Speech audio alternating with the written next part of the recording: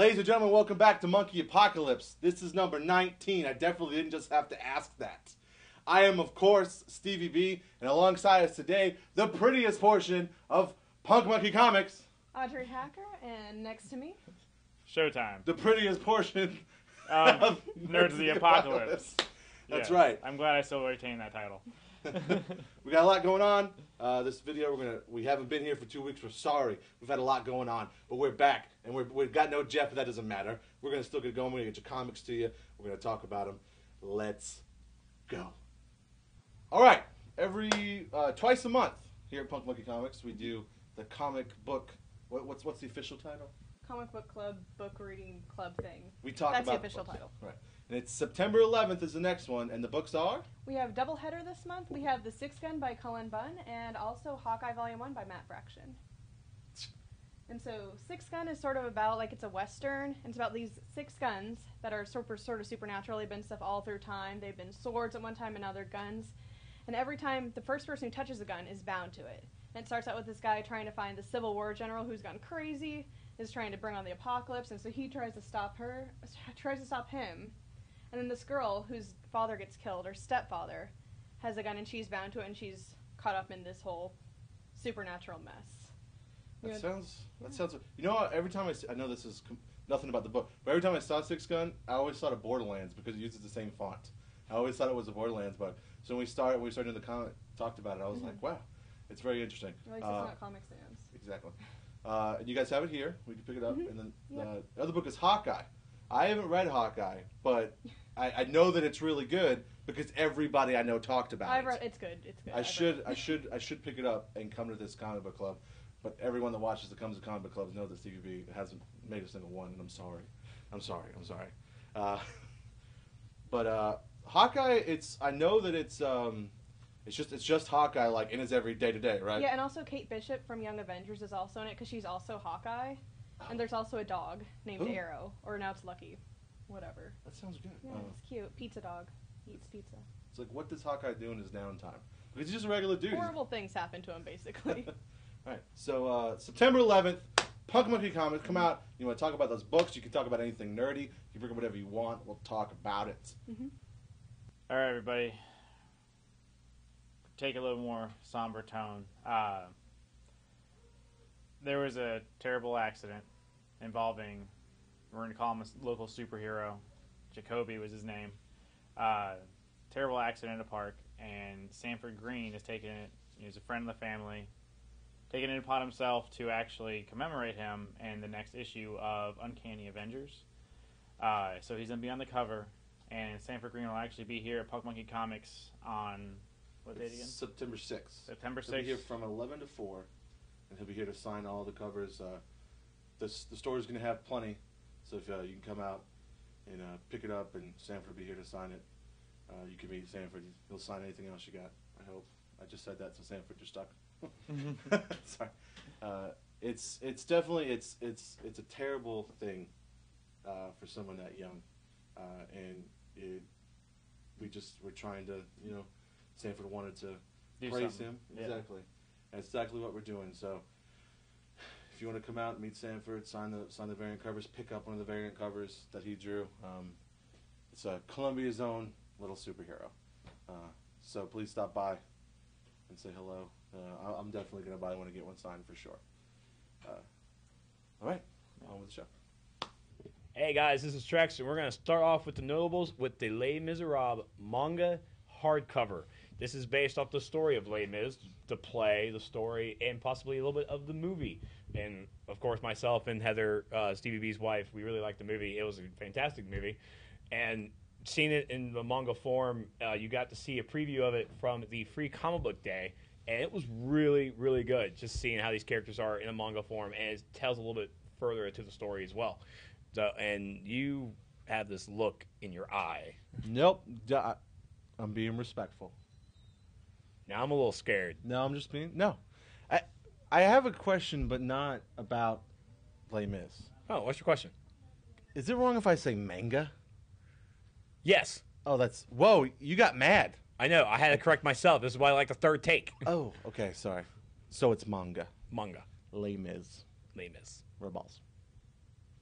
right? Check it. No, it did look. If you're into that kind of thing, it looked good. It was drawn well. I just it's if that's your bag, baby, then pick up Les Mis. It's clearly Trex's bag. All of it. So, on to the next notable. Notable number 2 is Low number 2, which is the continuation of the story where everyone has to go live underwater because the Earth's surface irradiated. Now, to keep things under control, because they've been down there for a long time, air's running out. I guess the walls are starting to cave in from the pressure. People are starting to freak out. So the church there, what was it called again? The Church of Ophthalmology? Ophthalmology, yes. It's trying to keep everyone calm using a drug called hard cream. Oh. Yeah.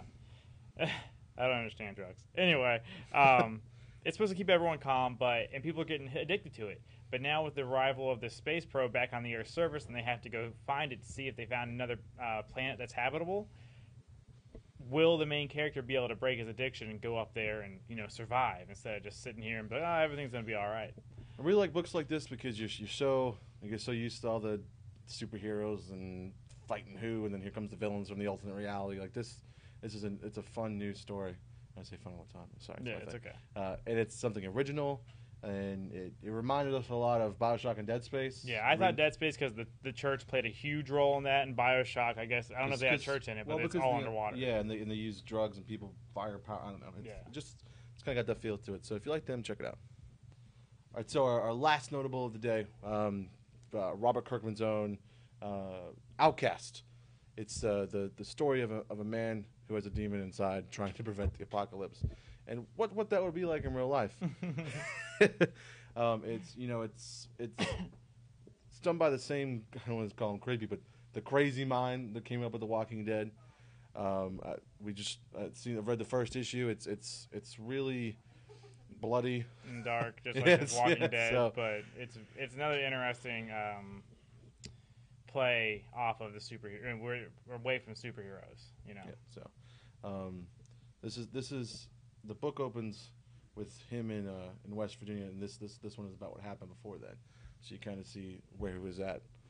So if you're into Walking Dead and stuff, check it out. It looks good. It's pretty creepy. All right, number 5, pick of the week, Wayward number 1. This is if you've missed Buffy, this is it's like Buffy in Japan. She's a young lady who returns to Japan and she's fighting demons. So instead of vampires, you got demons, and she's got powers that she has to unlock. And it's a good start. Everybody wants to find that next new book. This looks, if you're into that, anime feel. Yeah, it's a very anime feel. And if you're into that, powerful woman, I know I am. Buffy was great. This could be the next Buffy, so check it out. All right, and pick of the week number 4 is going to be Inhumans number 4, where Thor, taken away from his Mjolnir and all that stuff for everything he did in, not Infinity, but one of the other X-Men. Yeah, Original Sin. Now he shows up at New Attilan and kind of has to explain himself to the new team, or the Inhumans, not new team. The reason I said new team, though, is because there's a new creative team behind this, and they are going to make a movie out of this comic series. That's right. So look forward to that. Apparently, Vin Diesel's going to be in it. I think he should be Black Bolt because he doesn't have to talk. Oh, cool. That escalated quickly. All right, pick 3 is All New X-Men 31. All New X-Men is, I have to say, it's my favorite Marvel book to read. It's right really now. good. Next to Guardians of the Galaxy. And we're watching this, and young Bobby Drake is trying. He jokes his way out of all his uncomfortable situations, but apparently all the joking gets moved aside. And he kind of rages a little bit in this issue. They're also stretched to a lot of the X-Men titles right now for the original Sin tie-in. It's all about the will of Charles Xavier.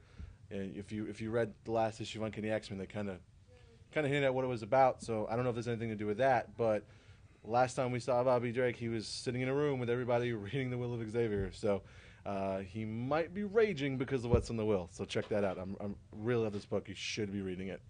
All right, and now this is pick number 2, right? Yeah, number 2. I'm losing numbers so fast. Guardians of the Galaxy number 18. I'm particularly interested in this one because it mentions the fate of Nova. As we know right now, Richard Rider is sitting on some slave planet, according to one of the early issues of the new Nova. Well, this is going to answer Star-Lord going to the Cancerverse with Nova way back in the day to fight Thanos, and now Star-Lord's back in A-OK, but what happened to Richard Rider? What happened to Nova? Nova Prime, to be specific. Yeah, when Guardians of the Galaxy just started, Star-Lord was just back, and everybody was like, okay, I guess he's back. And this is an original Sin tie-in. I don't know if she said that or not. But anyway, the original Sin tie-ins are all about bringing out the bad thing our favorite heroes do. So I think our favorite space pirate is not going to be... He pulled a B move. Yeah. Check it out. So number 1 pick of the week. It's actually going to be Uncanny Avengers 23. It's the threat of Kang is over, and there's the new faces around, and you're gonna meet the new people of the Marvel Universe, and so it's kind of ending a storyline. So if you're reading it's good. If you want to, this would be a good jumping on point if you want to know what's going to happen next. The biggest reason why we set this as number 1 is because, like we talked about earlier, this is the issue that Sanford Green drew the variant cover, and he's going to be in the store to sign it. So we really want to focus on it. We really want to bring it out. It's a big deal to us here at Punk Monkey, Nerds of the Apocalypse, All Monkey Apocalypse. And we just kind of want to promote it, you know? It's just come in the store, pick up your copy, pick up your variant cover, meet Sanford Green. Check it out. Hey guys, thanks for watching this. This is Audrey from Punk Monkey Comics. You can find us at 4711 Forest Drive. You can also find us at Facebook at Punk Monkey Comics, on Twitter at Punk Monkey Comic, no S at the end, and also on Tumblr now at punkmonkeycomics.tumblr.com. All right, and we're at facebook.com/Nerds of the Apocalypse. Twitter.com, or Twitter at Nerds of the APOC. And also Twitch TV from time to time, /Nerds of the APOC. Make no promises coming on. Trex reminded us last time we were together that Showtime's not the only one who can stream. That, you know, Xbox One just got the stream feature. So Jess, it's been doing it for a while. Irregardless. It's just, irregardless. Okay. We also have our, if you listen to the podcast, you love it. We got Backstock Podcast at Trexlight.com. Yeah, you think it's Trexlight.com/Nerds of the Apocalypse, right?